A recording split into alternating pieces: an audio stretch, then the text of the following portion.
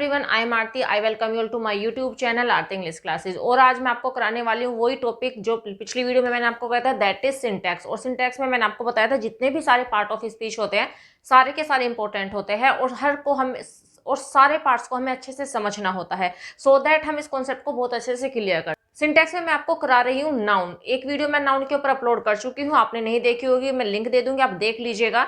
और आज हम अगला रूल करने वाले हैं क्योंकि नाउन से रिलेटेड बहुत सारे रूल है जो कि आपको पता होने चाहिए अगर आपको एग्जाम को क्रैक करना है। तो कुछ नेक्स्ट रूल मैं आज आपको कराने वाली हूँ, वीडियो के लास्ट तक बने रहिएगा सो दैट सारा कॉन्सेप्ट आपको क्लियर हो जाए। तो चलिए स्टार्ट करते हैं आज की video without wasting any time. That is based on syntax.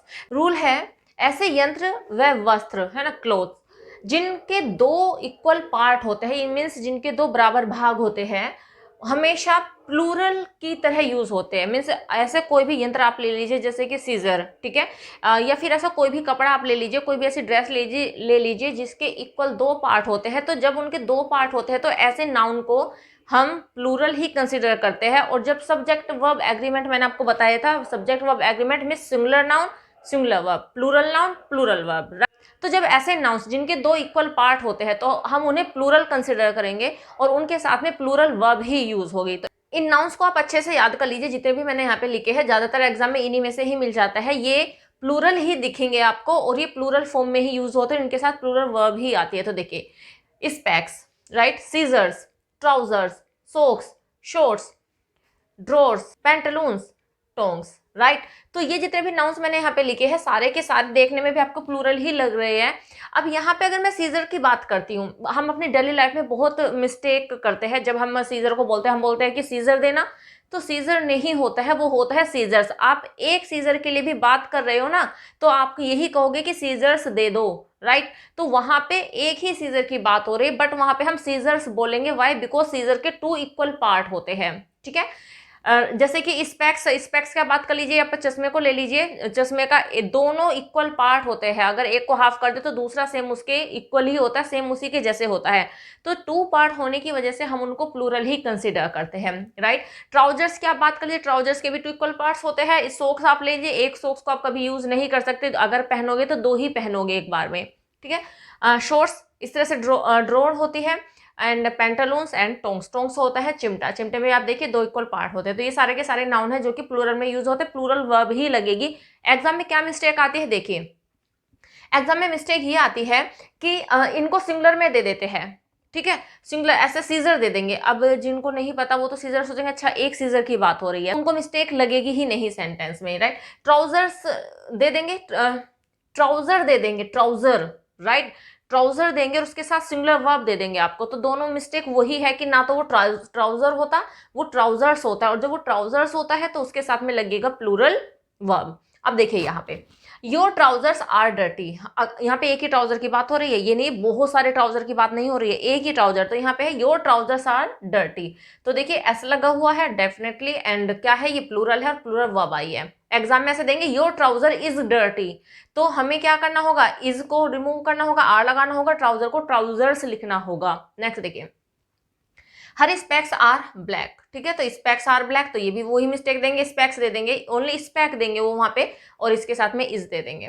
Where are my socks, ये तो हम सभी जानते हैं, सोक्स तो हमेशा, सोक तो कोई भी नहीं बोलता, सोक्स ही बोलता है, लेकिन लॉजिक हमें नहीं पता कि हम क्यों बोलते हैं, तो लॉजिक आपको पता होना चाहिए, राइट। अब क्या है, ये प्लूरल में तो यूज हो गई, अब प्लूरल वर्ब इनके साथ में यूज हो गई, लेकिन अगर हमें इनको सिंगुलराइज करना हो, इनको सिंगुलर फॉर्म में यूज करना हो तो क्या करना होगा।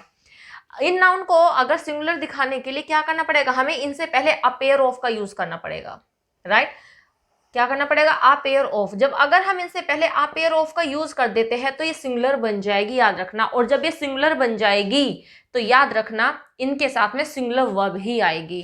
प्लूरल है तो प्लूरल वर्ब है, लेकिन जब हम इनको सिंगुलर की तरह यूज करें तो इनसे पहले आ पेयर का यूज करेंगे और उसके बाद हम सिंगुलर वर्ब ही यूज करेंगे। एग्जाम्पल देखिए, a pair of scissors is on the table. अब आप ये मत सोचेगा कि यहाँ पे सीजर्स आ रहा है तो आप यहाँ पे इज गलत है ना, ये बहुत बड़ा मिसअंडरस्टैंडिंग का मैटर है। ये सीजर्स देखते ही आप सोचोगे अच्छा ये तो सीजर्स है तो यहाँ पे इज कैसे आ जाएगा, ये तो इज तो गलत है। लेकिन आपको ये भी ध्यान रखना है कि यहाँ पे अब पेयर की बात हो रही है, कितने पेयर की बात हो रही है, एक पेयर की बात हो रही है, और जब एक पेयर है तो सिंगुलर है। और यहाँ पे कहोगे कि मैम तो फिर ये सीजर्स क्या है, तो मैंने आपको पहली वीडियो में भी बताया था कि देखिए ये जो ऑफ है, ऑफ होते हैं प्रपोजिशन, और प्रपोजिशन के बाद जब कोई नाउन आता है या फिर प्रोनाउन आता है तो वो उसका ऑब्जेक्ट होता है, और किसी भी प्रपोजिशन का ऑब्जेक्ट किसी भी सेंटेंस का सब्जेक्ट नहीं हो सकता। इसे आप बहुत अच्छे से अपने माइंड में सेट कर लीजिए। क्या ऑफ आया है, प्रपोजिशन है, प्रपोजिशन के बाद या तो नाउन आता है या फिर प्रोनाउन आता है, ये यहाँ पे नाउन आया है, तो यहाँ पे सीजर्स सब्जेक्ट नहीं है, यहाँ पे सीजर्स प्रपोजिशन का ऑब्जेक्ट है। ठीक है, तो ये यहाँ से लेके यहाँ तक तो प्रपोजिशनल फ्रेज भी हम इसे कहते हैं, या फिर आपको इसको कह सकते हो, yes of course prepositional phrase ही है, और ये प्रपोजिशन का ऑब्जेक्ट है। तो जब ये प्रपोजिशन का ऑब्जेक्ट है तो ये सब्जेक्ट नहीं है, राइट और जब ये सब्जेक्ट नहीं तो बचा क्या, अपेयर बचा, और अपेयर क्या है, सिंगुलर है, तो इसके अकॉर्डिंग अपेयर के अकॉर्डिंग ही हम यहाँ पे इज लगाएंगे, तो ये करेक्ट है यहाँ पर। ठीक है, तो a pair of scissors is on the table. लेकिन अगर हमें बस ये करना हो योर ट्राउजर्स, तो तब यहाँ पे ट्राउजर्स की बात हो रही तो तब यहाँ पे प्लूरल वर्ब ही आएगी। नेक्स्ट देखिए, a pair of trousers, same वही एग्जांपल मैंने यहाँ पे फॉलो कर दिया, क्योंकि हमने अ पेयर लगा के इनको सिंगुलराइज कर दिया है, इनको सिंगुलर बना दिया है। तो अब यहाँ पे ट्राउजर्स के अकॉर्डिंग वर्ब नहीं जाएगी। इस बात को याद रखिए, आप कभी सोचो कि भाई ये मिस्टेक है, वर्ब क्यों आया है यहाँ पे, क्योंकि यहाँ पे तो ट्राउजर्स की बात हो रही है, यहाँ पे ट्राउजर्स की बात नहीं हो रही है, यहाँ पे पेयर की बात हो रही है। ठीक है, तो अ पेयर किसका, ट्राउजर्स का, कहाँ पे है, वॉज बोट बाय मी, मेरे द्वारा खरीदा गया, तो ये वॉज है यहाँ पे अकॉर्डिंग टू दिस सेंटेंस, ये यहाँ पे वॉज आएगा। एग्जाम में यहाँ पे आपको वर करके दे दिया जाएगा, यहाँ पे आर करके दे दिया जाएगा, तो वो मिस्टेक आप अच्छे से फाइंड आउट कर लीजिएगा, अच्छे से सोच समझिएगा, उसके बाद आप आंसर लिखिएगा इसका। होप ये पॉइंट समझ में आया होगा। चलो नेक्स्ट पॉइंट मैं आपको बताती हूँ। नेक्स्ट रूल है, देखिए कलेक्टिव नाउन, कलेक्टिव नाउन आप सभी जानते होंगे कि कलेक्टिव नाउन ग्रुप हो सकता है, वो एनिमल्स का ग्रुप भी हो सकता है, वो थिंग्स का ग्रुप भी हो सकता है, वो पर्सन का ग्रुप भी हो सकता है, राइट। तो जहाँ पे बहुत सारी चीज़ों को दिखा दिया जाए और उनके लिए एक वर्ड यूज कर दिया जाए, वो कहलाता है कलेक्टिव नाउन। तो देखिए जब भी कलेक्टिव नाउन पूरे ग्रुप को रिप्रेजेंट करता हो, ठीक है, तो उसे हम सिंगुलर कंसिडर करेंगे, और जब वही कलेक्टिव नाउन अलग अलग, जो भी उस ग्रुप में अलग अलग पर्सन है उनको डिनोट करता हो या फिर उनको रिप्रेजेंट करता हो, तो तब हम उसको प्लूरल कंसिडर करेंगे। समझ लीजिए इस पॉइंट को अगेन। कलेक्टिव नाउन जब पूरे ग्रुप को रिप्रेजेंट करे तो सिंगुलर होगा, और यदि वह जो कलेक्टिव नाउन है उस ग्रुप में जो भी लोग हैं, जो भी थिंग है, जो भी एनिमल्स है, उनको अलग अलग या फिर वो डिवाइड हो जाए तो वो प्लूरल माने जाएंगे। अब कैसे, देखिए कलेक्टिव नाउन देख लीजिए, यहाँ पे मैंने कुछ कलेक्टिव नाउन लिखे हैं, और भी बहुत सारे कलेक्टिव नाउन होते हैं, बट यहाँ पे कुछ ही मैंने नोट किया, ध्यान से देखिए इन्हें। ज्यूरी, कमेटी, ऑडियंस, ठीक है, team, army, family and council. Council एक सभा होता है जिसमें बहुत सारे लोग होते हैं। अब देखिए बस आपको एक ही पॉइंट याद रखना है कि जब ये पूरे ग्रुप को रिप्रेजेंट करेंगे तो ये सिमिलर होंगे, और जब ये ग्रुप तो है बट ये अलग अलग लोगों को कंसिडर करे, अलग अलग लोगों को दिखाया जाए वहां पर, तो वो प्लूरल हो गए। अब कैसे, देखिए यहाँ पे एग्जाम्पल है, द कमेटी वॉज वन, जो कमेटी थी, committee a group of people, तो जो कमेटी थी वो क्या थी, वन थी, मीन्स एक मत थी, किस पर, ऑन दिस पॉइंट, कोई पॉइंट है, कोई मुद्दा है, उस पॉइंट पे सारी कमेटी क्या है, वन है, मीन्स उनके सारे सबकी ओपिनियन एक ही है। तो यहाँ पे कमेटी दिखा रही है पूरे ग्रुप को, मीन्स वो डिवाइड नहीं है, वो एक ही है। लेकिन सेम एग्जाम्पल को यहाँ पे देखिए, the committee were divided on this point, same example देखिए, कमेटी क्या हो गई, डिवाइड हो गई, मींस लोगों के जो विचार थे वो अलग अलग थे उस पॉइंट को लेकर, तो यहाँ पे उन्हें अलग अलग दिखा दिया गया है। तो the committee were divided on this point, committee इस पॉइंट पर डिवाइडेड थी, ठीक है। तो हमने यहाँ पे हम इसको प्लूरल कंसिडर करेंगे और प्लूरल वर्ब लगेगी। जब वो एक ही दिखाए, वो एक मत हो, पूरे ग्रुप को रिप्रेजेंट करते हो, तो वो सिंगुलर काउंट होगी और सिंगुलर वर्ब उसके साथ में यूज होगी। एक और देखिए, ये मैंने यहाँ पे मिस्टेक करके दी इस वाले सेंटेंस में, तो ही मैंने यहाँ पे लिखा है डू करेक्शन, तो आप इसको ध्यान से देखिए और देखिए कि क्या मिस्टेक है। देखो ध्यान से, the council have elected their president, council ने अपना प्रेसिडेंट इलेक्ट किया। अब देखिए काउंसिल होता है लोगों का ग्रुप ही होता है ये भी। तो अब यहाँ पर क्या मिस्टेक है, देखिए जिनको समझ में आ गया वो समझ गए होंगे कि सबसे बड़ी मिस्टेक है यहाँ पर। अब काउंसिल ने उनको अपना प्रेसिडेंट इलेक्ट किया, तो क्या काउंसिल के सभी लोगों ने अपना अपना अलग अलग प्रेसिडेंट इलेक्ट किया? नहीं, सब ने मिलकर एक प्रेसिडेंट इलेक्ट किया है। तो इसमें इट मीन्स वो पूरे ग्रुप को रिप्रेजेंट कर रही है यहाँ पे काउंसिल। तो सबसे बड़ी मिस्टेक तो इसमें यही है कि यहाँ पे हैव यूज हुआ है, तो ये हैव नहीं होगा क्योंकि ये सिंगुलर है, क्योंकि यहाँ पे प्रेसिडेंट को चुनने की बात हो रही है और प्रेसिडेंट कब चुना जाएगा, जब वो सब एक मत होंगे, तो ये हो जाएगा हैज। अब यहाँ पे जब काउंसिल सिंगुलर है ठीक है, तो यहाँ पे देयर नहीं हो सकता क्योंकि बहुत सारे पर्सन के लिए हम देयर का यूज करते हैं, पीपल के लिए, बट यहाँ पे काउंसिल को हम क्या दिखाएंगे, इट्स दिखाएंगे। कलेक्टिव नाउन है उसके लिए इट ही यूज होता है, ठीक है। तो the council has elected it's president, council ने अपना प्रेसिडेंट इलेक्ट कर लिया। होप ये पॉइंट समझ में आ गया होगा, मोस्ट इंपॉर्टेंट है, इसमें आता है, ये बहुत बार एग्जाम में आता है। नेक्स्ट रूल देखिए, कुछ नाउन्स के सिंगुलर एंड प्लूरल सेम रहते हैं, मीन्स बहुत सारे ऐसे नाउन होते हैं जिनको अगर हम सिंगुलर की तरह यूज करें तो वो ही रहेंगे, और अगर हम उनको प्लूरल बनाना हो तो वो प्लूरल फॉर्म में भी वो ही सेम रहेंगे, उनमें हम एस या ईएस नहीं लगा सकते। कौन कौन से है वो नाउन्स देखिए, sheep, deer, fish, rich, swine. एक और आप लिख सकते हैं यहाँ पर, एक और होता है पुअर। जैसे रिच होता है वैसे ही पुअर को भी हम प्लूरलाइज नहीं कर सकते। हाँ, प्लूरल बनाते हैं हम इनका, वो मैं आपको बताऊंगी कि कैसे बनाते हैं। तो ये नाउन्स आप अपने माइंड में ध्यान रखिएगा। अब देखिए कैसे, ये यहाँ पे नाउन है, दिस इज अ डियर, हम बात करें कि भाई ये एक डियर है, ठीक है, डियर है, सिंगुलर हमने यूज किया, सिंगुलर वर्ब यूज कर दी, इट्स ओके। अगर मैंने बोला दीज आर डियर, ये डियर है, तो देखिए यहाँ पे मैं डियर को डियर्स नहीं कर सकती। जैसे कि अगर मैं कहूँ दीज आर पेन्स, तो मैं वहां पे कहूंगी पेन्स, मैं पेन नहीं कहूंगी, क्योंकि दीज का मतलब होता है ये दिखाते हैं प्लूरल को।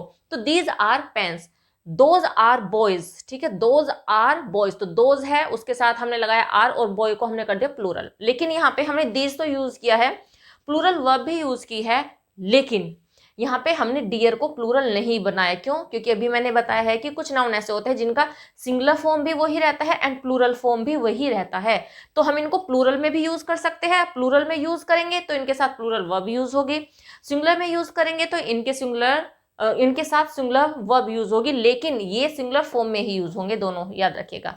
नेक्स्ट देखिए, टू शिप आर ग्रेजिंग। अब आप कहोगे कि two sheep are grazing, ma'am ये क्या, शिप्स क्यों नहीं किया यहाँ पे? शिप्स इसलिए नहीं किया क्योंकि ये एक ऐसा नाउन है जिसमें हम एस लगा के इसको प्लूरल नहीं बना सकते। अगर मैंने यहाँ पे टू शिप लिखा है ना, तो इसका मतलब दो शिप है, वो प्लूरल है। दो, एक से ज्यादा है तो ऑब्वियस ही है प्लूरल ही होंगे। तो यहाँ पे प्लूरल की तो बात हो रही है, लेकिन यहाँ पे हम शिप को प्लूरल नहीं बनाएंगे, शिप्स नहीं करेंगे, बट हमें पता चल गया कि टू शिप है तो हम प्लूरल वर्ब यूज करेंगे, टू शिप आर ग्रेजिंग। समझ में आ गया होगा आपको। इसी तरीके से इनको भी हम ऐसे ही यूज कर सकते हैं, रिच को भी हम प्लूरल नहीं बना सकते, रिचेज नहीं कर सकते। एक पॉइंट मैं आपको बताऊंगी कि अगर इनका रिच, अगर हम इनको प्लूरल बनाते हैं तो इनका मीनिंग कैसे चेंज होता है वो भी मैं आपको बताऊंगी।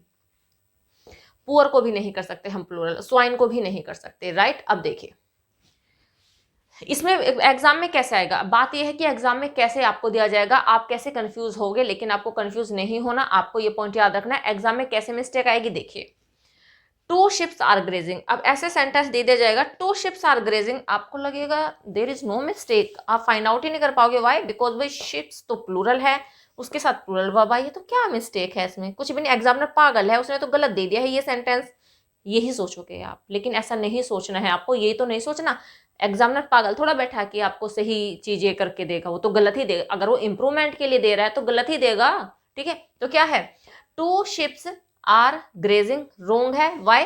बिकॉज हम शिप्स में एस नहीं लगा सकते, हम ऐसे कह सकते हैं टू शिप आर ग्रेजिंग, ये करेक्ट है। अब नेक्स्ट देखिए, दीज आर टू डियर्स। अब ये भी आपको देखने में लगेगा इसमें भी कोई मिस्टेक नहीं है, टू है और क्या है, डियर्स है, तो डियर्स एस लगा तो क्या इसमें तो कोई मिस्टेक नहीं है। बट अगर आपने कॉन्सेप्ट को अच्छे से पढ़ा, इन नाउन्स को लर्न किया कि इनको हम कभी प्लूरलाइज नहीं कर सकते, तो आप देखते ही पहचान जाओगे कि डियर्स तो कभी होता ही नहीं। ये क्या कर दिया एग्जामिनर ने, एग्जामिनर तो बड़ी इजी मिस्टेक दे दी है, ये तो बड़ी इजी है, ठीक है।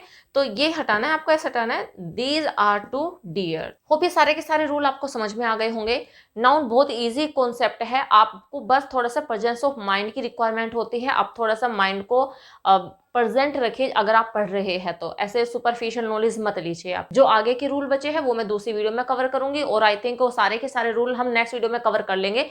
तो बस इस वीडियो में इतना ही, मिलते हैं नेक्स्ट वीडियो में। Till then bye bye, take care, stay healthy and keep learning.